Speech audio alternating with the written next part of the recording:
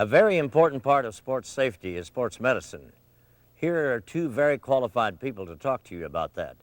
Dr. Jack Harvey and trainer Chad Smith. We're here today to talk about prevention of injuries in the timed events. These are especially prevalent in the sports where you have to get off your horse, such as steer wrestling, calf roping, and goat tying. Just as with the rough stock events, you need to warm up and stretch out prior to your event to help prevent injury. Chad is going to show you how to stretch out your shoulder as well as your torso and your lower extremity. Start first with the shoulder, using the same muscles that you will use in the roping events. You want to especially stretch out the rotator cuff, such as he's doing right here. In stretching, you want to hold the stretch for 6 to 10 seconds. Don't bounce with the stretch. This does not make the muscle more flexible. And then we start working on the torso muscles, which are important when you're flanking a calf. You want to stretch both laterally, as well as the back extensors and flexors. It's also good to have a good strengthening program for your back and your abdomen, and this will help prevent injury in the calf roping event. The lower extremity is stretched by stretching out the groin, the hamstrings, and the quadriceps. Here we're doing a quadricep and hamstring stretch, as well as hip, working laterally to stretch the groin. This is a real good quadricep stretch here. And then finally the hamstring. These stretches should be done prior to your event. Will not take more than a couple of minutes and will certainly help prevent some of the injuries that you might receive. When you get off your horse, the other thing that we frequently see is the opportunity to injure your knee, especially in the goat tying event. There are a couple little hints that are helpful. You should try to check the speed of your horse, get off in a straight line. When you hit the ground, your knee should be bent. Try to keep your weight back a little bit. Getting off with a straight leg really increases the chance for tears of the ligament. Ankles are also something else that are frequently injured, and Chad's going to talk to you about prevention of ankle injuries. One of the most common ankle injuries that we see is an inversion ankle sprain where the athlete is twisting their ankle to the inside. One of the preventative measures that we can do is using some type of an athletic brace, specifically designed to prevent that twisting motion, or through the use of a properly applied tape job from your sports medicine team. Another problem we see in the roping events is chronic shoulder pain, which is caused by a rotator cuff tendonitis. This is the kind of pain that people feel in the front part of their shoulder, especially when they're throwing the rope or trying to do things such as put on their jacket or raise their arm above their head. This rotator cuff tendonitis can be prevented by not throwing your rope too often, not sitting there for hours at a time and throwing at the bail. Overusing the rotator cuff is what produces this. There are also some stretches that we showed you and some important strengthening exercises, and Chad will show you the exercises that strengthen the rotator cuff and can help prevent this injury. First one that I'm going to show you is down here at about a 90-degree angle with your arm. You can use just a piece of surgical tubing. What we have here is some rehabilitative TheraBand, but an old inner tube will work just as well. What you want to do is you're going to bring this across the front of your body and then let it come back at a really slow pace. Across the front and really emphasizing the slow and controlled movement going back. Another motion, this one we were pulling across the front. Here, what we're going to do is take it and take ourselves into external rotation. Once again, emphasizing the slow return. The last exercise that I'll show you is working external rotation into more of a position, roping specific. What we're going to do here is take the tubing, pull back, hold it, let it come down slow.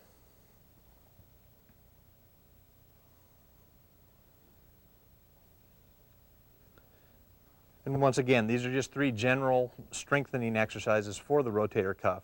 If it continues to be a problem, you may need a more in-depth program.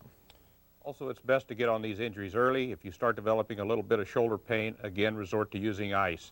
If you have a big, strong shoulder, 40 minutes of ice once a day, especially after you're roping, or maybe even twice a day, is certainly helpful to prevent this injury progressing. The man you're about to meet is a very familiar figure. He's a former all-around champion. He's a former calf roping champion. He's also a former high school rodeo star. Here is Paul Tierney. Hi, I'm Paul Tierney, and I'm here today to talk to you about some safety tips in the timed events. I am a ranch-raised sort of kid, and today we have a lot of kids that aren't living on the ranches and working day in day on doing this type of work. So I would like to kind of stress some things that sometimes we're not aware of. First, I want to start up here with the adjustment of our reins and our tie down. Our reins want to be long enough that they come to the saddle horn, but not too long that they won't hang on the saddle horn. We want our tie down to be adjusted where it's long enough to keep his head in a good position here, but yet it's not too long to where he gets his head in case he gets into a rage or gets frustrated and wants to flip or something like this in our box when we're roping on him. So we want this tie down not to be too short, but we don't want it too long. Some of the adjustments for the saddle is that we want our saddle pads to not be too thick, but not be too thin. We want to keep the saddle off his back, but we don't want too much pad to where the saddle will get a lot of roll. So a pad that looks a lot like this pad with a little distance between the pad and the saddle in the gullet, and go ahead and tighten your cinch down. Now when we're tightening our cinch, it's very important to have this front cinch not as tight as you can get it, but pretty snug. So we're going to tighten this down to where it's going to keep that saddle in place, where we won't have the saddle rolling when we're bulldogging, or the saddle won't be shifting forward when we're roping a calf or roping a steer. When we go to the back cinch, there's what we call the keeper between the front cinch and the back cinch. We want this adjusted so it lets the back cinch lay on the flat part of the belly of the horse. When we bring this up to tighten, we want this back cinch tightened so when he gets jerked from the heading a steer or from heeling a steer or from roping a calf, the back of this saddle won't be raising up off his back, therefore putting undue pressure in the withers. When this takes place here, when we have this saddle moving around back here, we have a horse that becomes sore because it gets to rubbing on them withers. And I know whenever I become sore doing something, I don't want to do it as much. So these horses are going to be the same way. They're going to continually find an out of doing some of the things that we don't want them to do if they become sore. So we want to try to get the adjustment to our saddle as good as we can with the fit that we have on our saddle. We want this adjustment to be as good as we can to where it's not going to produce this a situation where the saddle is going to move a lot when the weight of the steer or the calf starts to come in play.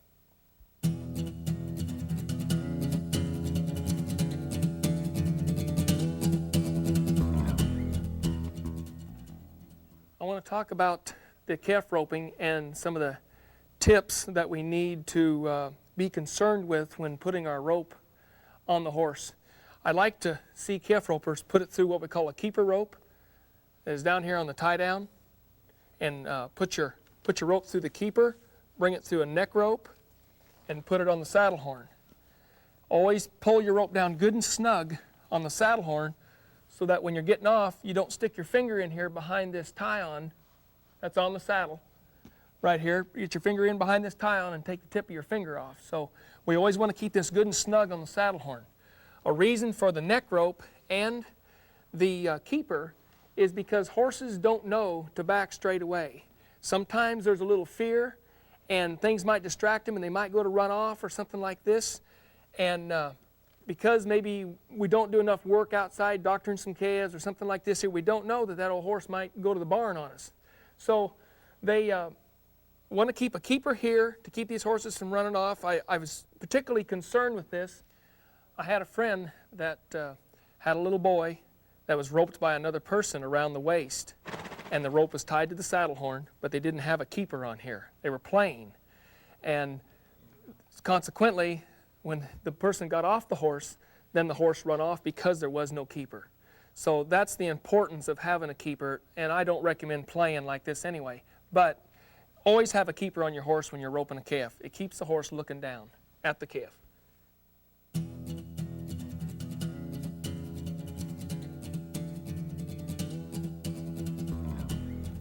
Now I'd like to talk about team roping and some of the equipment that we're going to use in the team roping, and some of the adjustments like on your saddle horn. So The first thing I want to go over is the rope. We don't want to use these ropes when they get too old. The coils get burnt out, they get soft, and a lot of times this is where a coil can come down and go around your thumb. It's when these coils get soft. And they'll feed into your, after you rope a steer, they'll feed through your hand and your left hand. It'll come down over your left hand and get this kind of an effect, and this is where we'll lose our thumbs on our left hand. On our right hand, it's usually because our horse is just ducking and leaving there too soon, and then it comes back and we'll get a coil around our thumb whenever we go around the saddle horn. So try to hold your horse in there until you get your slack pulled back and get it around the saddle horn, and then this will keep you from losing the thumb on your right hand. Always use a glove to help prevent any rope burns, and if this accident does happen to occur, sometimes it'll help not to get the thumb as bad as it could have happened. The other adjustment I'd like to talk about is the rubber on the saddle horn. You should not use strips, and you should use bands. You should put the bands on your saddle horn to where you have a sponginess about your saddle horn, so when you do take your dally, the rope will be able to get into the rubber. So if you use the strips get too hard, and the bands will produce the softness. So that's the, and also the circumference of the diameter of the saddle horn. Keep it as big around at the bottom as on the top, and don't let the rubber run into a tent shape. The last thing I'd like to suggest for a roper is to always have a good sharp knife in his hip pocket.